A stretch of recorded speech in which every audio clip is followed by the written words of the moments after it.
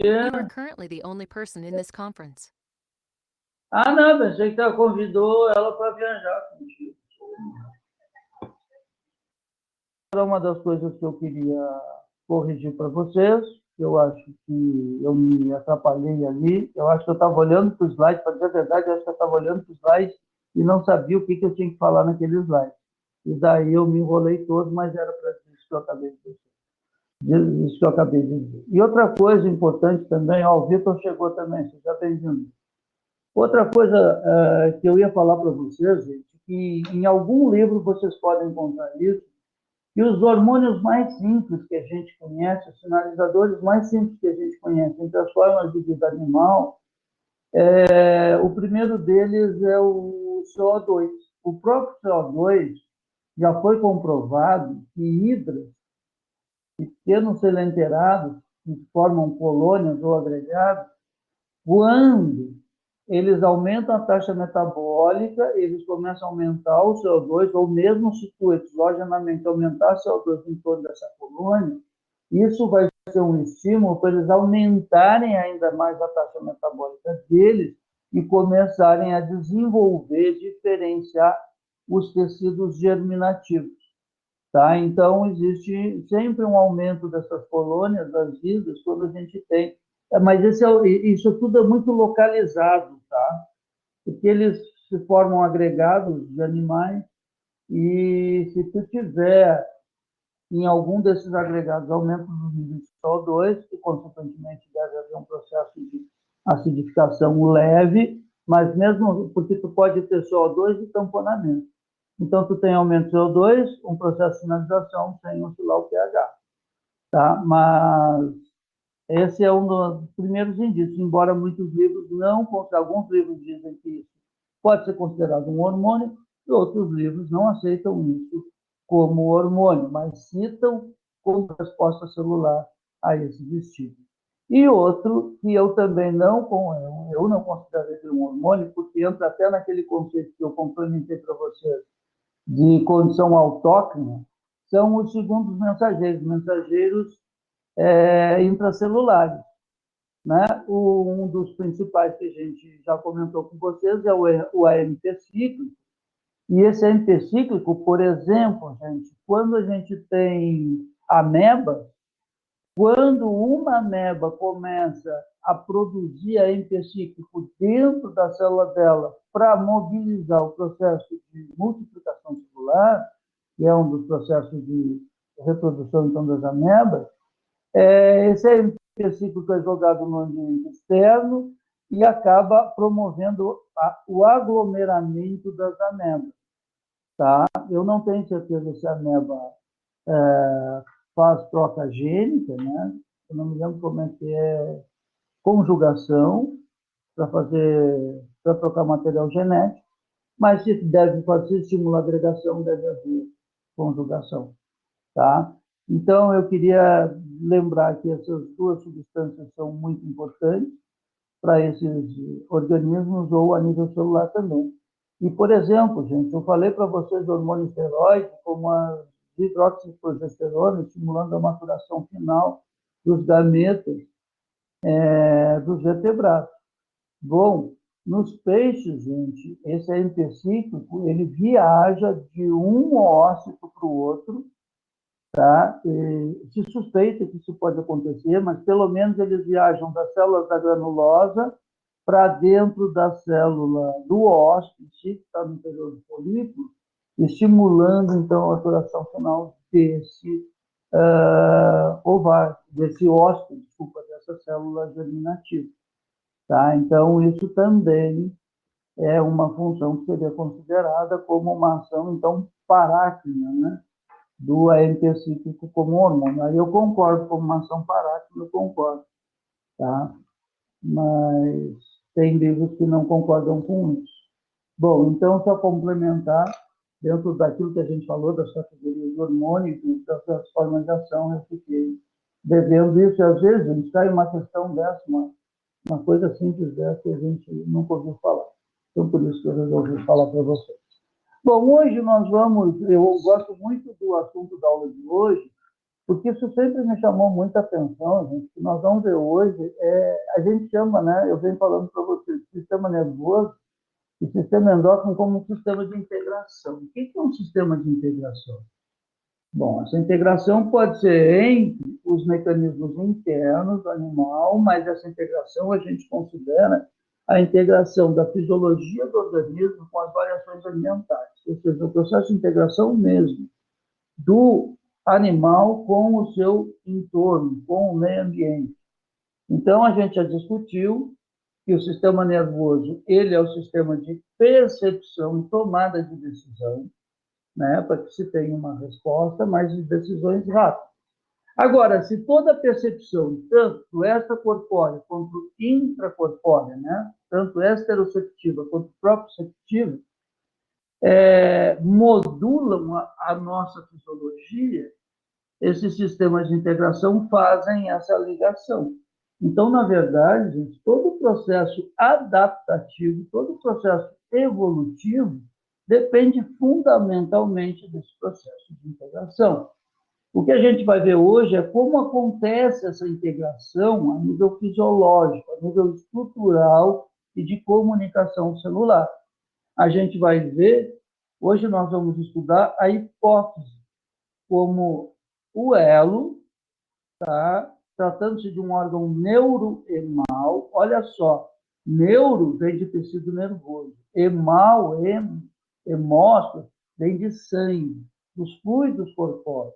Então, o que a gente vai mostrar aqui é que a hipófise, sendo um órgão neuroemal, e a gente vai ver que existe esse órgão neuroemal, existe hipófise nos invertebrados também, só que não tem esse nome, tá? A chamada de órgão neuroemal, mas a hipófise é um órgão neuroemal. Por quê? Porque a gente vai ver que tem tecido nervoso liberando sinalizadores químicos numa estrutura altamente vascularizada, garantindo que todas esses sinalizadores químicos liberados pelo nosso sistema nervoso entre em contato com o sistema, com o tecido epitelial secretor, então, com uma ou com diretamente com uma e indiretamente com praticamente todas as outras glândulas ou células ou tecidos endócrinos que a gente encontrar no corpo do animal, para garantir o quê? As respostas lentas, a modulação das respostas lentas. Mas a integração vem da capacidade de percepção, de avaliação, comparação. Lembram dos 7 points? O que nós estamos falando aqui também, gente, é de feedback, é de resposta homeostase. Então, lembram que para eu controlar minha glicemia, eu tenho que ter sensores, células que atuam como sensores dos níveis glicêmicos do meu sangue. Bom, esse sensor, esse próprio receptor, né, ele é um ramo do tecido nervoso. Ele percebe esse aumento da glicemia, né, gera potenciais de ação, leva o sistema nervoso para o nosso centro de referência, compara que os valores glicêmicos estão elevados, né? E aí o próprio sistema nervoso vai chegar lá na nossa... Na verdade, vai ter resposta até direta. Gente. Eu ia usar um exemplo bem infeliz que eu consigo. Mas os níveis glicêmicos, eles pulam essa percepção sensorial, eles têm uma aferência, uma sinalização também a nível das próprias células beta pancreáticas, que elas são estimuladas, aumentam a produção do ATP e começam a secretar insulina quando tem aumento glicêmico. Tá? Mas vamos falar de glicemia. Então, eu percebi, então, que a glicemia do meu animal, meu sistema nervoso percebeu que a minha glicemia está baixa. Tá, beleza? Levou o 7 point lá, nosso centro de referência, a glicemia está baixa. Bom, então, esse animal tem que melhorar a glicemia. Mas por quê? Porque o animal está em jejum, está estressado. Ah, bom, então, nosso sistema nervoso vai, através da nossa hipófise, acionar a nossa glândula adrenal para produzir os glicocorticoides, cortisol, a corticosterona. E aí nós vamos elevar os níveis glicêmicos, e de forma que vai ser sustentada, né? Então, vai ter até uma modulação da ação tanto da insulina quanto do glucagon no momento que eu tenho uma sinalização endócrina para manter níveis glicêmicos elevados numa condição de estresse para o animal responder no sentido de luta ou de fuga, né? De aumento da taxa metabólica e de preservação de capacidade do próprio sistema nervoso de funcionar. Então, vejam que a gente está integrando uma resposta, uma variação interna a um sistema nervoso que passa por endócrino, para a partir daí a gente entrar numa de retroalimentação negativa e retornar ao homeostasia. Se tem um exemplo do jejum, então uma redução, uma tendência de redução da glicemia interna. Mas a gente pode ter essa mesma integração, gente, por essa mesma rota do cortisol, que é um hormônio de estresse, quando simplesmente um animal percebe a presença de um predador. Em aquário já foi provado que se vocês colocarem a foto de um predador no vidro do aquário de vocês, os peixes de vocês vão ter uma resposta de estresse contínua, sustentada, exatamente essa que eu estou falando. Então, a percepção do predador sensibiliza o sistema nervoso central, sistema de alerta, e o sistema nervoso central vai se preparar para uma condição estressante. Primeiro, uma resposta do simpático, certo? E aí, o animal modula para cima suas capacidades metabólicas, mas por um curto período. Se fosse um predador, o predador teve ali, disparou o sistema simpático, o predador foi embora, cancelou essa resposta, né? Porque aí o parasimpático vem e está tudo bem de novo. Agora, quando vocês botam uma ave empalhada do lado de um aquário com peixinho e o sinal de perigo continua, perdura, então nós temos uma resposta crônica, longeva. Então, daí a necessidade de passar essa resposta do simpático e cuidar de respostas demoradas, fazem bem nosso sistema endócrino, tá? Então, esse é o processo de integração que a gente vai estudar aqui, brevemente, as estruturas e os mecanismos que sustentam elas. Então, gente, isso vai ser conseguido na nossa hipófise, e a nossa hipófise dos vertebrados ela vai ser dividida em hipófise posterior, essa aqui é a hipófise escura, hipófise posterior, hipófise... Não, perdão, está invertido aqui. Aqui vai ser hipófise anterior e aqui vai ser hipófise posterior. Ó, a pessoa está virada para lá, me desculpe. Tá? Então, gente, como é que eu tenho certeza que a hipófise posterior, essa aqui, é a nervosa? Porque a hipófise são essas duas porções. Eu deveria ter uma parte intermédia aqui no meio, que no caso da dos humanos, que essa aqui, vai se confundir com a hipófise anterior, a hipófise de epitélio secretor. E aqui são projeções do sistema nervoso. Isso aqui que a gente chama de infundíbulo, tá? São projeções de tecido nervoso que evaginam e que formam, então, a neurohipófise. E a gente vai ver que essa neurohipófise, na verdade, não é ela que secreta, não é aqui que é secretado os sinalizadores químicos que ela vai liberar. E sim em dois núcleos, núcleo pré-óptico e núcleo subprociptal. São dois núcleos, duas zonas de concentração de corpos celulares. Esses corpos celulares são gigantes no hipotálamo, que projetam, então, as suas terminações axônicas para dentro dessa neurohipófise. Então, os hormônios que vão ser produzidos por essa neurohipófise, na verdade, são produzidos nesses corpos celulares desses neurônios gigantes. E eles são liberados na neurohipófise. E, gente, o que vai acontecer aqui, ó, que esse, então, é o sistema nervoso. O sistema nervoso faz todas as suas conexões, traz as suas aferências, e aqui nós vamos ter as referências. As referências, nesse caso, vai ser uma sinalização química. Então, essa neurohipófise vai liberar aqui ou hormônios que vão atuar diretamente de forma sistêmica, mas principalmente vão liberar nessa região aqui, então, Hormônios que vão estimular a liberação de hormônios por parte agora da adenohipófise, portanto, da hipófise anterior, tá? Ou então vão inibir a liberação de hormônios pela adenohipófise.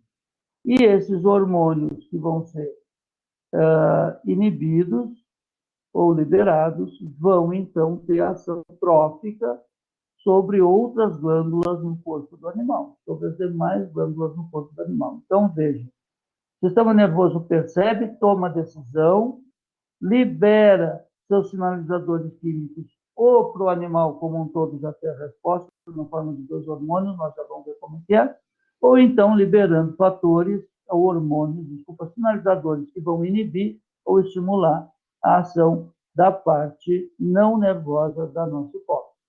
E aí esses hormônios vão garantir a resposta de várias glândulas ao longo do corpo do animal. Tá?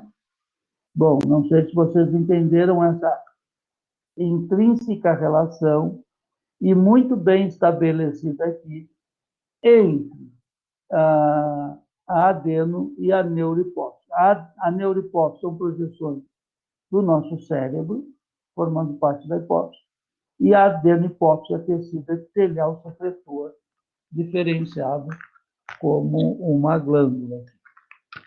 Uma coisa importante, gente. Tudo que a neurohipófise, então, libera é neurohormônio, porque é produzido por um neurônio, tá? E todos os neurohormônios, então, produzidos pela neurohipófise, o estímulo para a produção desses hormônios, desses sinalizadores, sejam os inibidores ou os de ação sistêmica, sempre as células que liberam esses sinalizadores vão ser estimuladas por ação sináptica. Sempre tecido nervoso estimulando essas células nervosas, tá? Da nossa neurohipófise. Porém, os sinalizadores químicos liberados agora a partir da neurohipófise, esses também vão atuar por sinapse, né? Mas só por sinalização química com as células, então, que vão produzir os neurônios da neurohipófise. Mas não a sinapse direta, né? Então, os neurohormônios liberados na neurohipófise vão cair numa intensa rede de vascularização. Aqui tem 2 sistemas portas, onde artérias se bifurcam em capilares, depois se fusionam, bifurcam de novo, se fusionam, tá? Para depois formar veias e seguir andando. Por quê?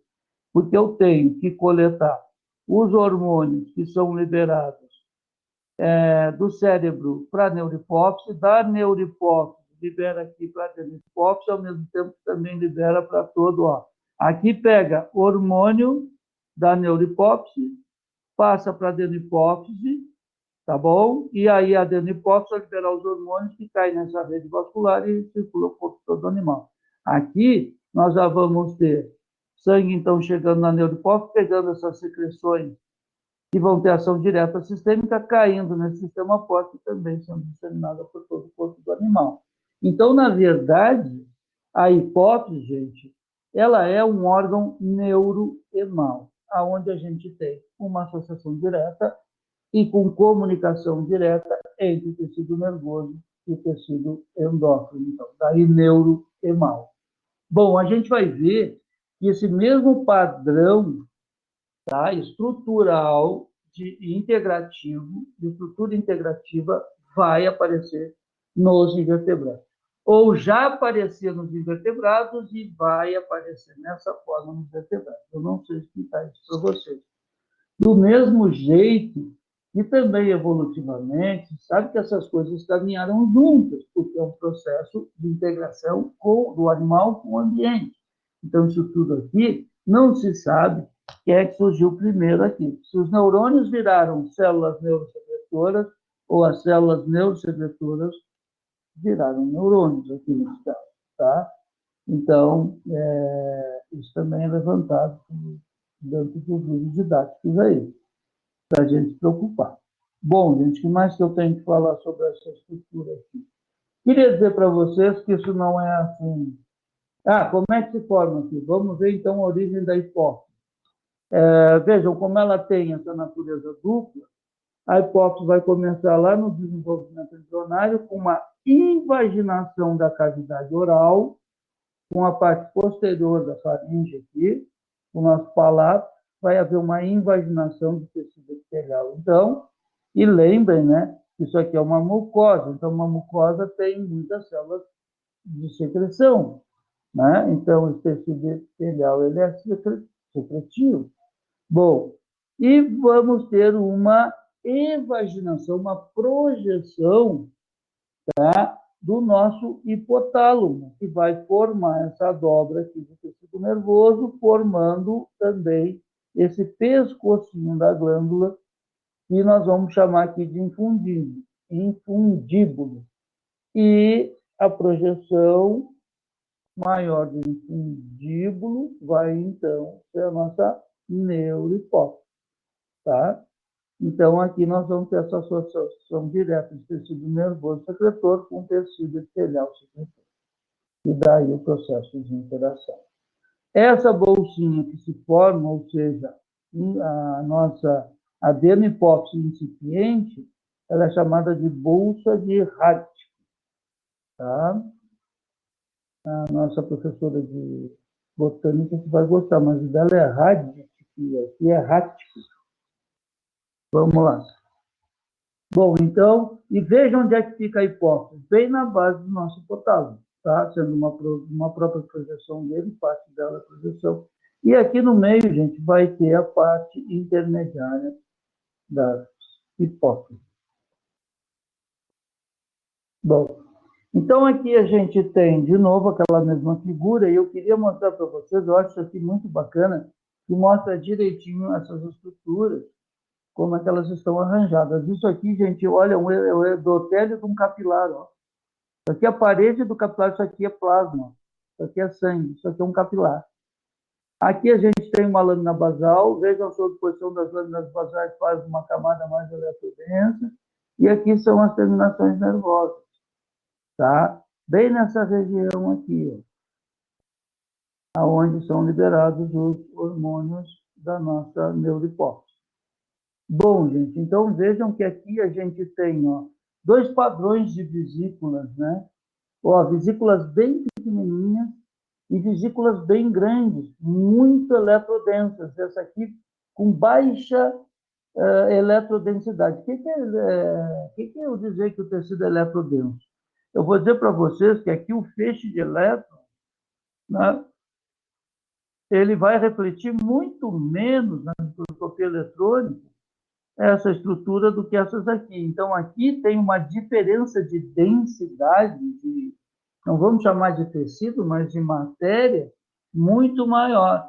Isso aqui, gente, além de ter um peso molecular, uma massa molecular maior, tem um tamanho, tá? Então, vejam que essas vesículas aqui, ó, essas bem pequenininhas, são de neurohormônio, são as aminas biológicas. Então, acetilcolina, lá sei eu, a noradrenalina, adrenalina, vamos ver a serotonina, a dopamina. Então, são neurotransmissores e lembram, são aminas biológicas, bem pequenininhas. Então, as vesículas também são bem pequenininhas e a densidade eletrônica é muito pequena. Agora, quando a gente vê isso aqui, é vesícula de hormônio proteico. Tá? Então, por exemplo, pode ser hormônio de crescimento. Lá se eu sou somatolactina aqui, eu não sei se isso aqui realmente é a parte nervosa ou não é, eu não lembro. Aqui eu estou dizendo que saiu daqui, né? Então deveria ser aqui. Mas isso aqui é hormônio proteico, e essas vesículas vão ser muito maiores, vão ter até 400 nanômetros. Mas os hormônios proteicos vão chegar a 200 Daltons, né? E as aminas, eu acho que são 10, alguma coisa assim, 10, 20 kilodaltons. Então, aqui a gente vê toda essa estrutura. Órgão neuromal, ó, secreção de hormônio numa rede sanguínea, num leito vascular. Para quê? Para que esses hormônios rapidamente, então, se difundam por todo o corpo do animal e garantam as respostas. Tá? Vamos seguir, então. Bom, gente, aqui só para mostrar, então, os sistemas porta. Ó, isso aqui, olha a continuidade, ó, neurohipófise, os neurônios magnocelulares, núcleo pré-occipital e supraóptico.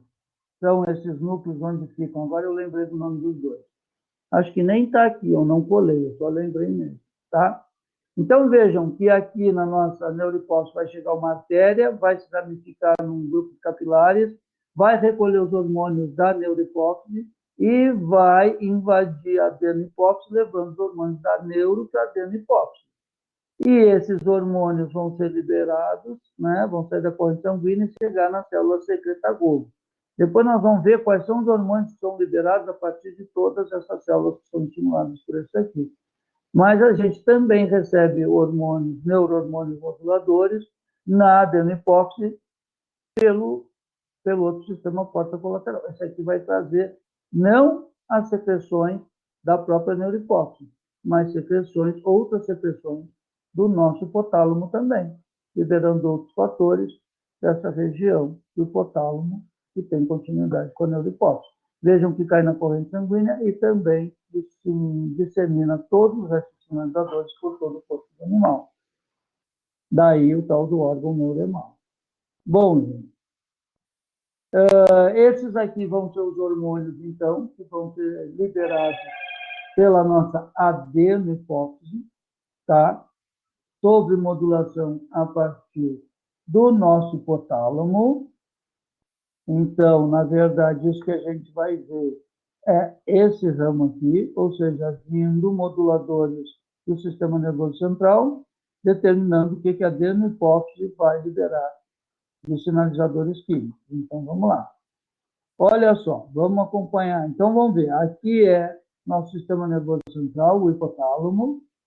Corpos celulares estão mandando axônios, então, para o sistema porta, o sangue do sistema porta. Tá? E aí, esse sangue vai levar esses sinalizadores para a nossa adenohipófise, que vai liberar suas secreções para o sistema porta também, alcançando o sangue sistêmico. Isso aqui é circulação dentro da hipófise, isso aqui é circulação em todo o corpo do animal. E aí, jogando os seus hormônios para que encontrem as suas glândulas-alvos ou células secretoras-alvo, tá? Então, nós vamos ver diferentes hormônios, os inibidores e estimuladores e os hormônios da adenohipófise. Vamos lá. Então, começando pelo hormônio liberador aqui vai ser corticotropina. Olha só, o hormônio liberador vem de corticotropin releasing hormone. Então, esse R é de releasing. E o I vai ter o I de inviting, que é de... Aí vai ter ação inibitória. Só um minutinho. Eu vou desligar o som, porque eu vou ter que falar com os meus cachorrinhos. Só um pouquinho.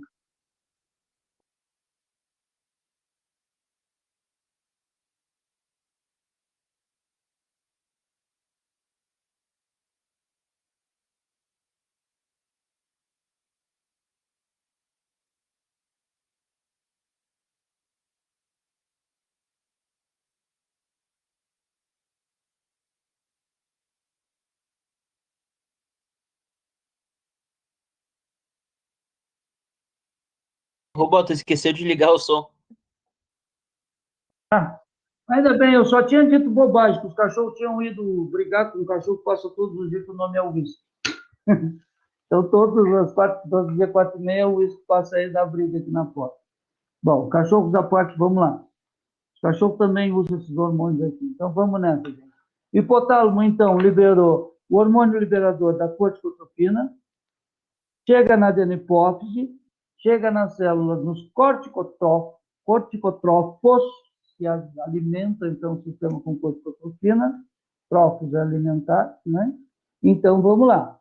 Esse hormônio liberador da corticotropina vai estimular, então, os corticotrópicos a liberarem o ACTH, hormônio adrenocorticotrópico, tá bom? Ou seja, que vai estimular o córtex da glândula adrenal. Aí ele vai cair na corrente sanguínea sistêmica, vai chegar nas células do córtex adrenal e vai mandar, vai estimular, não vai mandar, vai estimular essa glândula, então, essas células a produzirem os seus glicocorticoides. Na região, né, no córtex da glândula vão ser produzidos os glicocorticoides. Então, ali vai ser produzido o cortisol, a cortisona ou a corticosterona. Tá? Muito bem.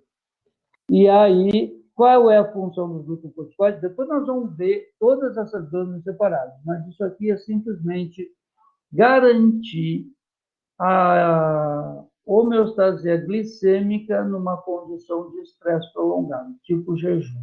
Então, gente, pois é, antigamente se dizia que a resposta de estresse, ou seja, garantida por... queria dizer para você também que quando a gente tem uma resposta fundamentada entre hipotálamo, adenohipófise e uma glândula, ou hipotálamo, neurohipófise, uma glândula, a gente diz que a gente está trabalhando no eixo. Então, esse aqui é o eixo dos glicocorticoides, tá bom? O eixo hipotálamo-adrenal, tá?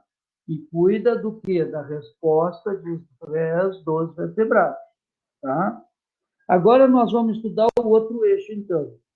O eixo hipotálamo-tireoide. Então, nós vamos ver que o nosso hipotálamo vai liberar o hormônio liberador da tireotrofina, ou tireotrofina. Os tireotrófos, então, lá na nossa adenohipófise, vão produzir a tireotrofina. O hormônio tirotrófico e o hormônio tirotrófico, caindo na corrente sanguínea sistêmica, vai, então, estimular a nossa tireoide a produzir os seus hormônios, que são o T3 e o T4. E esses hormônios vão ajustar a nossa taxa metabólica. T3 e T4 aumentam, promovem aumento do nosso metabolismo. E também, gente, esses dois hormônios juntos, toda vez que a gente precisa mudar a taxa metabólica, é porque houve uma variação considerável das condições ambientais, né? Especialmente quando a gente tem que aumentar a taxa metabólica. Então, toda condição de estresse tende a levar para o quê? Um aumento ou abaixamento da taxa metabólica? Bom, isso é complicado de dizer, porque o parasimpático, quando a gente se alimenta, está na boa, a gente tem um puta aumento da taxa metabólica por causa da resposta dinâmica específica. Mas é uma ação meio que, não vou dizer que é uma exceção, tá? Mas eu acho que a regra é que, em condição de estresse, vai aumentar a taxa metabólica. Tá? Embora um animal, quando engula, nós, como uma jiboia, quando engole uma anta inteira, ela não vai ter uma resposta de estresse, porque o parasimpático vai determinar, mas que a situação deve estar um pouco complicada. Mas jiboia é assim mesmo. Então, na verdade, não tem, tá? Não tem resposta de estresse nenhuma, tem do parasimpático. E aí não vai ter continuidade, essa resposta não específica vai durar bem pouquinho, não vai chegar nem no endócrino. O próprio nervoso já controlou aquilo ali, tá? Bom, então chegamos no hormônio tireoidiano, agora vamos pegar o eixo reprodutivo, gente. Olha que legal esse eixo aqui. Esse aqui é bem legal, porque, por exemplo, aqui, como fotoperíodo para caramba, vai, por exemplo, aumenta o fotoperíodo na maioria das espécies, vai promover, então, a liberação do hormônio liberador das gonadotropinas, que é o nosso hipotálamo. E esses hormônios liberadores das gonadotropinas vão chegar na nossa adenohipófise e estimular a produção do FSH ou do LH, que são as gonadotropinas, o hormônio folículo estimulante e o hormônio luteinizante, gonadotropinas, vão mudar as nossas gônadas, a condição das nossas gônadas. Olha, gente, existe uma sobreposição entre trofina e tropina. Existe um uso comum e confundido das duas coisas, tá? Tropos é alimentar, tropos é se deslocar, é mudar de local. Ou seja, mudar alguma coisa, alterar. Por isso que elas acabam Trófos é que alimenta a glândula para fazer o que ela vai fazer, tá? Estimula a glândula. E trópos fez a glândula mudar de condição. Então, por isso que acaba se assemelhando. Mas eu acho que o hormônio que estimula, pois é, eu não... O Schmidt-Nelson é o único livro que toma um posicionamento quanto a isso. E, se eu não me engano, ele considera trópos o hormônio que vai lá e estimula a glândula a produzir o seu hormônio. E trópos é o efeito do hormônio quando, por exemplo, muda a gônada. Então, aqui seria gonadotrofina, tá? Só que aqui fica mais complicado ainda, porque o FSH estimula o desenvolvimento do folículo, mas o desenvolvimento também vai ter uma alteração brusca, depois que é o quê? A maturação final. Então, se eu fosse ter que optar por esses dois termos de maneira coincidente com a sua etimologia, eu diria que, por exemplo, o GNRH é trópos, ele estimula a produção desses hormônios. São as gonadotropinas, são as gonadotropinas, e aí eu diria que o FSH pode ser trópos, que estimula o desenvolvimento do folículo. Agora, quem muda a condição provóstata mesmo lá, que mudou tudo, antes era uma célula germinativa e passa a ser já um gameta, é na segunda divisão meiótica. Então, eu diria que houve uma mudança da condição da célula. Então, no caso, o LH, eu diria que teve uma ação trópica e não trófica, tá? Mas existe uma salada muito grande em cima disso. Eu não vou cobrar a diferença de vocês entre trópos e trópos, porque nem eu sei usar direito. E até hoje eu não consegui um balizador para isso, a não ser a lógica que eu acabei de ensinar para vocês, falar para vocês. Bom, gente, então vamos lá. GNRH estimula a produção de FSH e LH, LH e FSH na corrente sanguínea vão fazer a nossa gônada primeiro desenvolver bastante e depois maturar. E aí a gente tem o processo de ovulação. Tá? O LH estimula a ovulação também.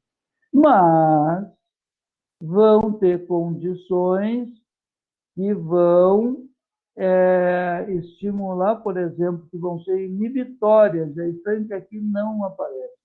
É que são fatores que atuam inibindo diretamente a gônada. Tá? Então, por isso que não é... Aqui nós só vamos ter os estimuladores. A ausência do estimulador, a gônada fica parada. Mas vão ter outros moduladores, inclusive até relacionados, que são fatores como bombezina, neuropeptídeo Y, peptídeo YY, são um monte de fatores neuronais que modulam também a liberação das gonadotropinas. Como não são produzidos por essa região total, não constam aqui. Tá? Isso é só os processos envolvidos na hipófise. Então, vamos sair do eixo reprodutivo, que é o eixo hipotálamo-gônada, e agora vamos para o eixo hipotálamo-fígado. Bom, esse é o eixo que vai garantir a produção do hormônio do crescimento, embora não seja o hormônio do crescimento para fazer a gente crescer diretamente, sim indiretamente. Então, gente, quando a gente tem condições favoráveis para o crescimento, a gente vai ter pelo hipotálamo a liberação do hormônio liberador do hormônio do crescimento, GH-RH. E aí vai chegar na porção da adenopófise, que produz o GH, e o GH vai ser jogado na corrente sanguínea, vai chegar no nosso fígado, e lá no fígado e em outros tecidos vai estimular, então, a produção dos fatores de crescimento semelhantes à insulina. E aí sim esses tecidos vão serem estimulados para a sua multiplicação celular e, portanto, crescimento tecidual. Tá? Mas também em condições inapropriadas, por exemplo, o jejum prolongado é uma condição totalmente inapropriada para crescimento. Né? O escopo energético negativo, como a gente viu nos primeiros cards que a gente fez, estimularia o hipotálamo a liberar o quê? O hormônio inibidor do hormônio do crescimento. E com isso, a gente então diminui a produção do hormônio do crescimento e a resposta de crescimento. A gente silencia os somatotrópicos, tá? Que são os secretagogos para o hormônio do crescimento. O secretagogo é a célula que secreta determinado produto, tá? Depois, gente, aqui vai ser a prolactina. E aqui considerando um mamífero, tá? Bom, podemos considerar uma ave também. Mas, por exemplo, se a pessoa está gestante, então vai haver hormônio liberador da prolactina por parte do hipotálamo, que vai atuar no adenohipófise, nos lactotróficos, estimulando a produção de prolactina. A prolactina cai na corrente sanguínea, vai chegar e estimular a produção de leite, então, pelas glândulas mamárias, se for um mamífero, e se for uma ave, vai estimular o choco, mudança termorregulatória para aumentar a temperatura desse bicho. Esse bicho começa a se modular também com o jejum, ou seja, começa a preparar tudo que é mudança para o processo do choco, que vai ter jejum, vai ter restrição de água, vai ter aumento de temperatura, de taxa metabólica, vai mudar muito a fisiologia do animal. Tá? Ao contrário, ambiente não favorável, vamos ter hormônio inibidor da prolactina. Bom, quando a mulher cessa a amamentação, né, é porque fatores externos, né, então, e internos algumas vezes também, determinam que silencia a produção de prolactina. Vamos ver.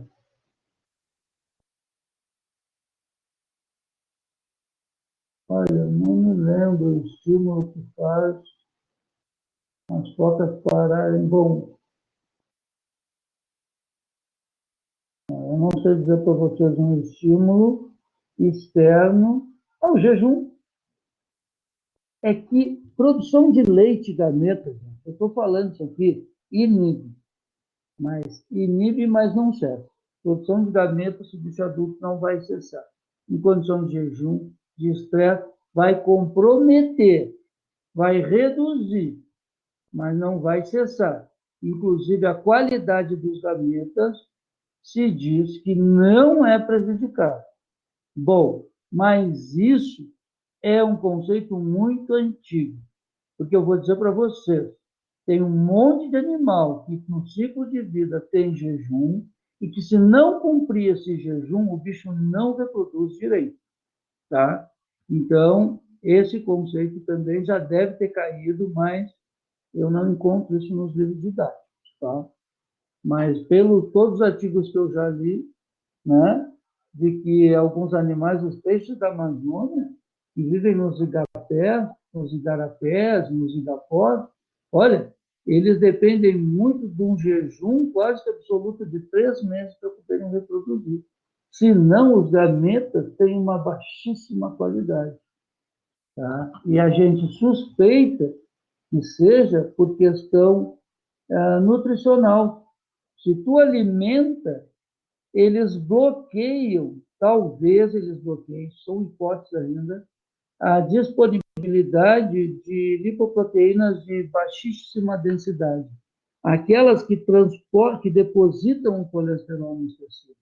Então, pode ser que falte VLDL para depositar colesterol lá nos ovos, nos oócitos em desenvolvimento.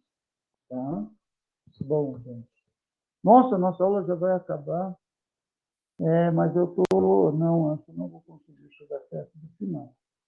Bom, queria dizer para vocês também que as hipófises não são iguais nos vertebrados e que a hipófise dos peixes, ela dista dos demais vertebrados, especialmente porque ela tem... Olha, isso aqui é a hipófise de um camundongo, então a gente vai ver continuidade do hipotálamo neurohipófise, adenohipófise e hipófise média ou pars intermédia. Bom, nos peixes, essa pars intermédia, nos humanos ela nem aparece como um tecido distinto, são algumas células que ficaram por aqui, tá? Que vão produzir esses hormônios. O hormônio estimulador dos melanócitos, as beta-endorfinas, são fundamentais em controle de dor e tudo mais, e a somatolactina, que eu acredito que hoje em dia está sendo chamada de lipotropina. Porque a somatolactina, gente, uma das primeiras funções, hoje se encontraram diversas funções para essas lipotropinas ou somatolactinas produzidas nos peixes, tá? Mas acham que elas estão diretamente associadas à deposição de gordura, tá? Então, animais com alto índice de somatolactina que depositam pouca gordura, e quando os índices são baixos, eles depositam bastante gordura por fora. Então, existe um interesse muito grande sobre essa função, do mesmo jeito que se trabalhou muito com grelina, neurotoxibuton, por causa da questão da obesidade nos humanos, deposição de gordura nos humanos. Tá? E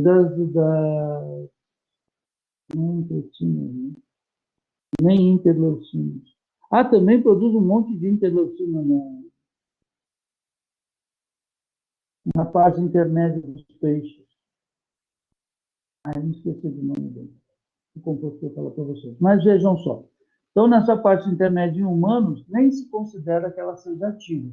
E se considera que essas células residuais aqui, então, se misturam com a adenipófise. Então, chamam de adenipófise humano, por exemplo, de primata, ela tem neuro e adenipófise.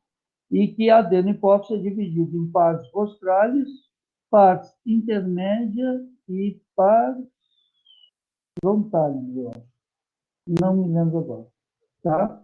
Mas a porção intermédia da hipófise, que aparece todo esse desenvolvido aqui nos peixes, olha só o tamanho. Então, nos peixes aqui, ó, neurohipófise, partes intermédias, em latim, e aqui a nossa adenopófise dos peixes. Vejam como é muito bem desenvolvida a parte intermédia dos peixes.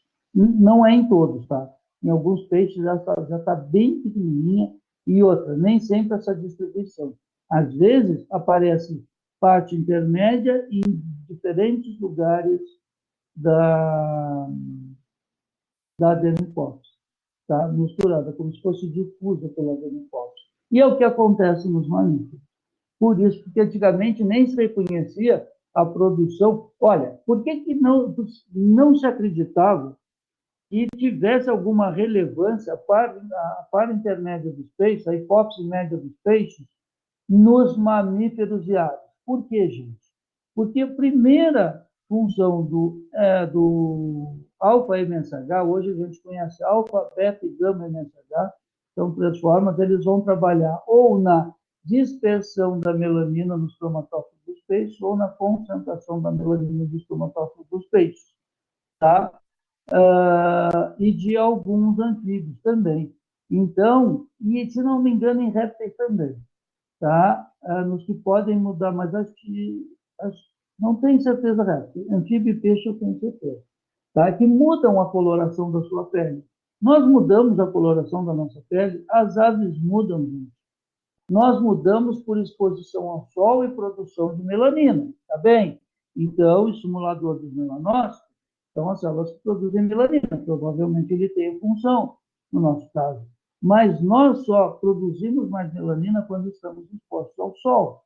Se alguém não for exposto ao sol, não vai produzir muita melanina. E não, a gente não muda a cor da nossa pele em condição, por exemplo, de eu estou estressado, eu fico mais escuro. Eu estou tranquilo, eu fico clarinho. A gente muda um pouquinho pelo processo de vascularização, de aumentar a vascularização nas bochechas aqui, quando a gente está nervoso, na região do pescoço, em algumas regiões, principalmente onde tem o quê? Glândula sudorípara, porque eu vou perder o excesso de calor. Porque no resto do corpo a gente tende a ficar mais branquinho, mais clarinho.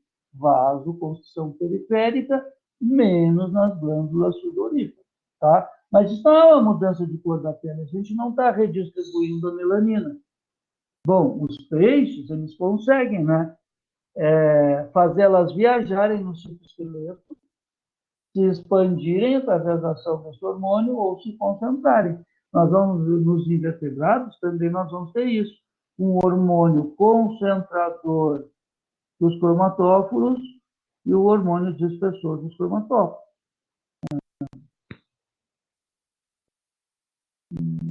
E também o hormônio que cuida da glicemia, o hormônio hiperglicemiante dos braços, também atua por aqui. Isso é uma dica, e eles são, no mínimo, análogos. Se são homólogos, eu não sei, né? Mas análogos eles são, porque os peixes, gente, quem já teve a carabandeira ou a caradisco no seu aquário, ou qualquer peixe que seja meio zebrado, vai ver que quando o peixe fica estressado, as listras pretas ficam super fortes, algumas espécies. Por quê? Porque, em primeiro lugar, eu acho que peixe que tem faixa, que passa pelo olho, é para esconder o olho. Aonde está o olho, está a cabeça, e a gente já discutiu o processo de safalização. Então, esconder o olho, gente, é ótimo, porque os peixes mais agressivos atacam sempre nos olhos. O outro cego, acabou-se a capacidade do outro. Tá? Eu estou preocupada com a hora. Bom, então, esse aqui estimula a produção dos melanócitos, mas estimula também a migração do pigmento nas células dos peixes, determinando a mudança da cor. Ave e mamífero não mudam a cor assim. A ave muda estruturalmente pela disposição das penas e como a luz é refratada quando encosta nessas penas, então é uma coloração física, mas as aves também têm pigmentos que vão determinar a cor das penas. Bom, aí existe ajuste endócrino também, tá? Mas é muito mais, muito mais ligado à capacidade do animal receber esses pigmentos e disponibilizá-los, processá-los bem a ponto de determinar a coloração das penas, ou então não ter o aporte desses pigmentos. Queria dizer que para os peixes isso também é importante. Os animais que têm pigmentos de várias cores, para a pigmentação dependem de substratos, principalmente os carotenos. Tá? Então, hoje em dia, na Amazônia, os caras estão pesquisando um monte de frutinha, daquelas roxas, vermelhas, coloridas da Amazônia, e realmente, com algumas que são introduzidas na ração dos peixes, aumenta o nível de coloração dos peixes. Tá? Mas isso não é uma resposta endócrina, é uma resposta nutricional. Tá? Bom, então é por isso que não se dava muita bola para a parte intermédia nos mamíferos e aves. E muito se dava nos peixes, nos anfíbios. Tá? Bom, então já falei desses compostos, das diferenças nas hipóteses. E, por fim, não queria terminar sem mostrar isso aqui para vocês. Eu queria dizer que, ó, isso aqui é uma hipótese, tá? Neurohipófise pigmentada, tendo hipófise aqui recebendo alta vascularização, os pretinhos vascularização. Agora aqui, gente, isso aqui é a cabeça de um inseto. Então, nós vamos ver um órgão neuremal no inseto. Vamos conhecer a hipófise, uma das hipófises dos insetos. Por exemplo, a relação que a gente vê igualzinho nos crustáceos, nos artrópodes a gente vê isso, que é o órgão X, o complexo do órgão X e da glândula do seio, tá? Só que isso a gente chama de órgão X e glândula do seio nos crustáceos, e nos insetos, esse mesmo órgão emal a gente vai chamar de corpo cardíaco e corpo alado. Então, olha só, aqui está o cérebro do inseto, da barata aqui. Ó. Tá? Isso aqui é o tritocérebro, se não me engano.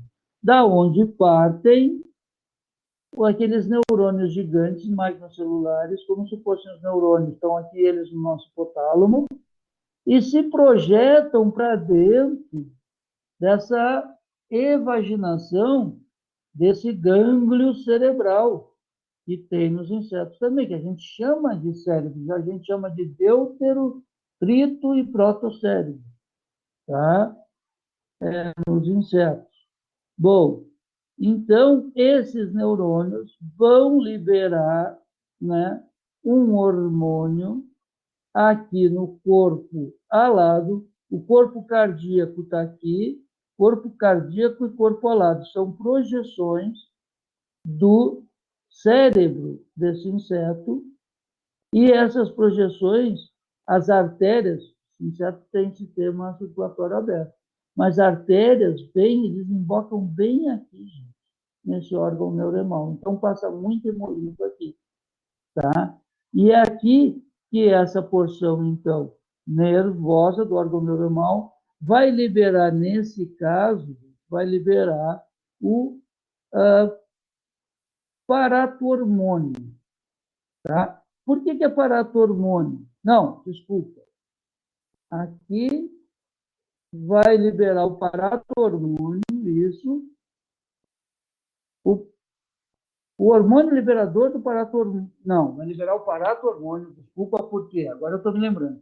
Porque em outros artrópodes, essa aqui é chamada de glândula para não sei o quê.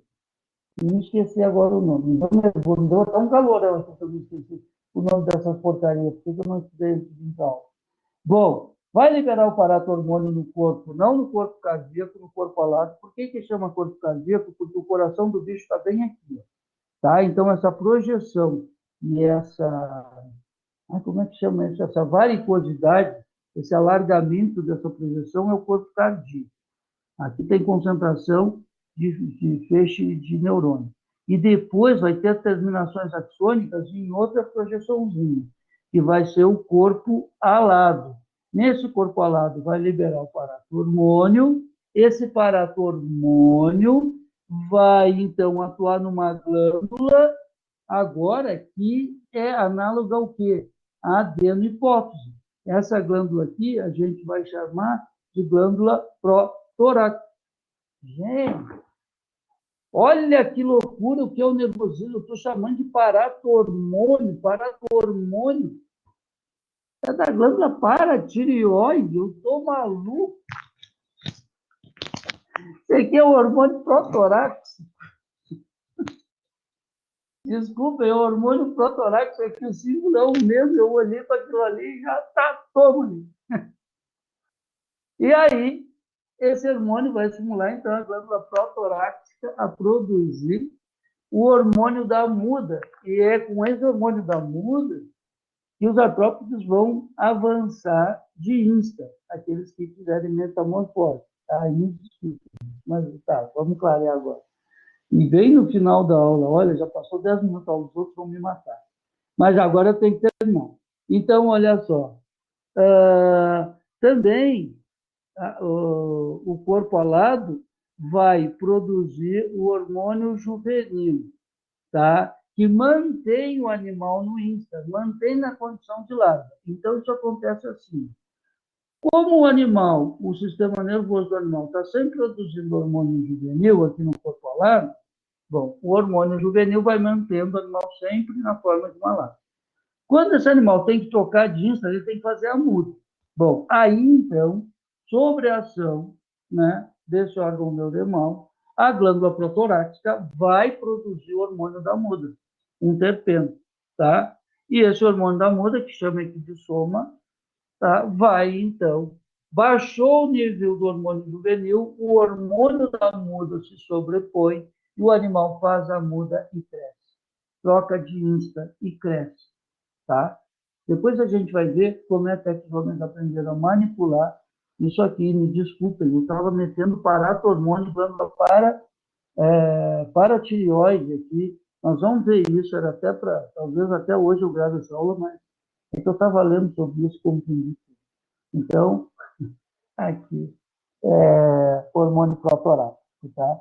Então, só para mostrar para vocês que essa integração tem tanto com os vertebrados quanto com os invertebrados através desse órgão neuronal.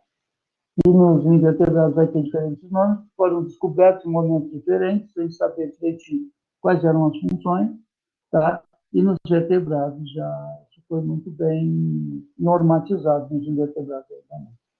Gente, não dá nem para a gente discutir, fazer nada. Eu passei 10 minutos. Me desculpem vocês e me desculpe a próxima turma. Então, eu vou encerrar por aqui. Eu vou deixar uma... Não, hoje encerro uma mini-prova, né? Então, eu vou deixar outra mini-prova. Amanhã eu deixo uma mini-prova para vocês. Gente, uma boa tarde a todos. Me desculpa pelas minhas atrapalhações, eu fiquei nervoso. Tá? Um abração para todo mundo. Nos vemos em breve. Tchau, tchau. Vou para o futuro.